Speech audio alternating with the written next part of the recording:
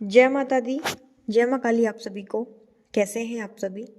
आशा है कि आप सभी बहुत अच्छे होंगे और स्वस्थ होंगे। एक बार फिर से एक और नई जानकारी के साथ में आप सभी का स्वागत है आपके अपने यूट्यूब चैनल काली माँ की बेटी में। अगर आप पहली बार इस चैनल पर आए हैं तो चैनल को सब्सक्राइब जरूर करिएगा, बेल आइकन को प्रेस कर दीजिएगा ताकि आने वाली हर नई वीडियो का नोटिफिकेशन आप तक सबसे पहले पहुंचे। साथ ही वीडियो में दी गई जानकारी अगर आपको पसंद आती है तो वीडियो को लाइक करके एक प्यार भरा आशीर्वाद मुझे भी ज़रूर दीजिएगा। साथ ही कमेंट में मुझे बताइएगा कि अगला वीडियो आपको मैं किस टॉपिक पर बना के दूँ, किस विषय में आप मुझसे जानकारी चाहते हैं। आज के वीडियो में मैं आपको बताऊंगी एक ऐसे छोटे से उपाय के बारे में जिसे अगर आप इन गुप्त नवरात्रि के दिनों में करते हैं तो कितना भी बड़ा आपके ऊपर संकट चल रहा हो, कितना भी बड़ा आपके ऊपर तंत्र क्रिया चल रही हो, अगर आप ये उपाय करते हैं तो निश्चित तौर पर आपको राहत मिलेगी और आप खुद ही महसूस कर पाएंगे, बिना किसी दरबार में जाए, बिना किसी भगत के पास जाए और बिना किसी साधक के पास जाए। बहुत छोटा सा उपाय है। स्त्री पुरुष महिलाएं जिनको भी लगता है कि उनके ऊपर तंत्र है वो सभी इस उपाय को गुप्त नवरात्रि के दिनों में अपने घर में कर सकते हैं। गुप्त नवरात्रि ऐसे दिन हैं जब आप अपनी शक्तियों को बढ़ा सकते हैं, आप अपनी बंधी हुई शक्तियों को खोल सकते हैं, आप अपनी दिव्य दृष्टि खोल सकते हैं और आप छोटी सी भी साधना करके उसका करोड़ों गुना फल प्राप्त कर सकते हैं। बहुत मान्यता है गुप्त नवरात्रि की।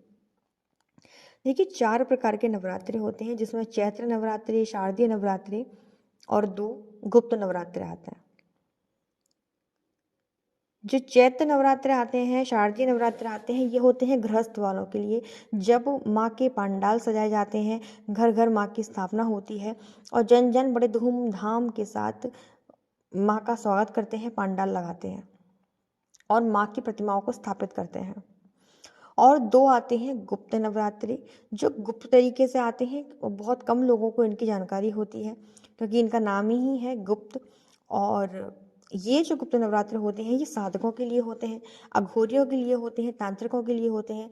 और ये नवरात्रि का समय जो होता है ये इतना इतना शक्तिशाली होता है कि आप छोटी सी भी अगर साधना इन गुप्त नवरात्रि में उठाते हैं या कोई भी मंत्र जाप, कोई भी काली चालीसा, दुर्गा चालीसा या हनुमान चालीसा या कोई भी मंत्र, आप अपना गुरु मंत्र अगर आप थोड़ी सी संख्या में अगर करते हैं तो आपको उसका डबल ट्रिपल फल मिलता है।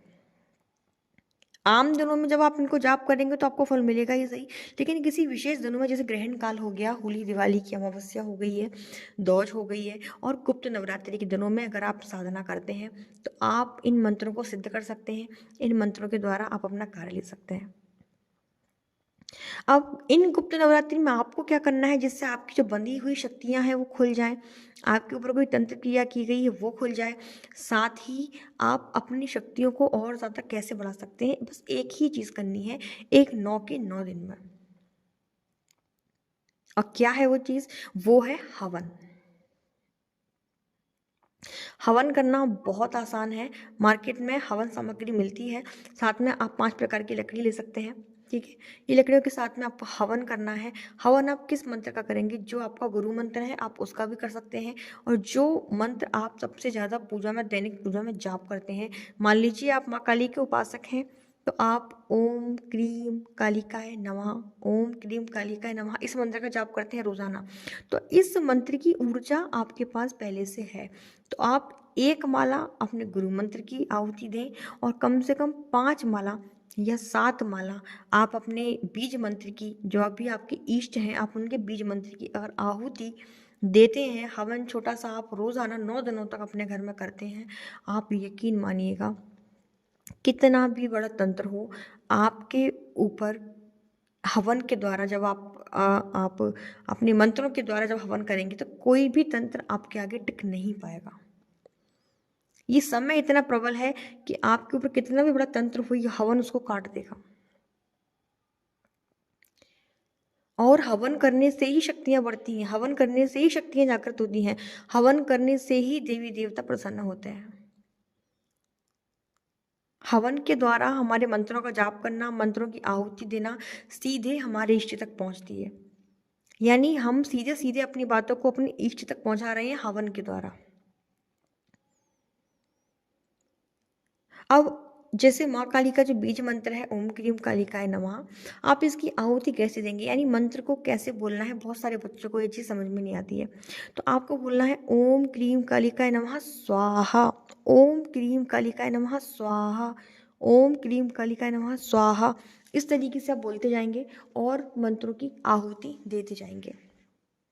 जब आप हवन कर रहे होंगे, आपके एक हाथ में माला होगी और एक हाथ से आप आहुति दे रहे होंगे। माला आप अपने उल्टे हाथ में पकड़ लें और सीधे हाथ से आप आहुति देते चलें।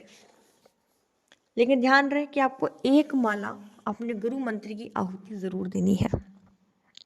और छोटा सा हवन जब आप करेंगे 9 दिन बाद, आप खुद देखेंगे कि आपके अंदर कितने बदलाव आते हैं। कितना भी बड़ा तंत्र उभो कर जाएगा, कितनी भी बड़ी समस्या, आपको कोई बीमारी लगी हुई है जिसकी दवाइयाँ आप कई सालों से खा रहे हैं, आपको आराम नहीं मिल रहा है, या कोई ऐसा काम है जो आप करना चाहते थे, हमेशा उसमें रोक टोक लगती थी, या आप सवारी चाहते हैं लेकिन कहीं ना कहीं से रोक लग रही है, कोई भी काम हो, आप किसी मंत्र को सिद्ध करना चाहते हैं, तब भी आप हवन के द्वारा कर सकते हैं गुप्त नवरात्रि में। गुप्त नवरात्रि का जो समय है ना, ये एक ऐसा समय होता है कि यहाँ जो शक्तियाँ हैं और जो 10 महाविद्याएं हैं जिनको ये गुप्त नवरात्रि जो है समर्पित हैं, ये जो शक्तियां हैं ये खुले में विचरण करती हैं। यानी आप छोटी सी पूजा के द्वारा भी इन शक्तियों को आप महसूस कर सकते हैं। इतना पावरफुल समय होता है गुप्त नवरात्रि का। अब बारी आती है एक छोटे से उपाय की जो आपको जरूर करना है हवन के बाद में।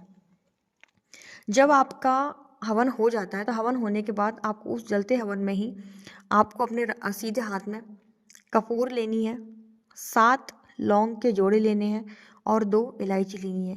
इसको अपने सर के ऊपर से 7 बार उल्टा घुमाना है और आप अपने गुरु मंत्र का और माँ काली के 10 भुजा स्वरूप का मानसिक रूप से ध्यान करेंगे। और ध्यान करते हुए आपको ये आपकी जो हवन की जो अग्नि जल रही होगी उसी में आपको ये डाल देना है। 9 दिन तक आपको ये भी रोज करना है लास्ट में। ठीक है, तो ये थी मेरी आज की जानकारी। आशा है मुझे आपको वीडियो पसंद आया होगा और मैं माता रानी से प्रार्थना करती हूँ कि आप सभी अपनी साधना को निर्विघ्न रूप से पूर्ण कर पाएँ। जल्दी मिलूंगी दूसरे वीडियो में, तब तक सभी को जय माता दी, जय माँ काली। वीडियो को लाइक जरूर करिएगा, कमेंट में जय माता दी जरूर लिखिएगा। साथ ही आप टेलीग्राम पर हमारे साथ जुड़ सकते हैं जिसका नाम है काली माँ की बेटी 23। इंस्टाग्राम पर भी आप मुझे फॉलो कर सकते हैं जिसमें काली माँ की बेटी 23 के नाम से ही आपको आईडी डिस्क्रिप्शन बॉक्स में मिल जाएगी। तभी को जय माता दी, जय माँ काली, धन्यवाद।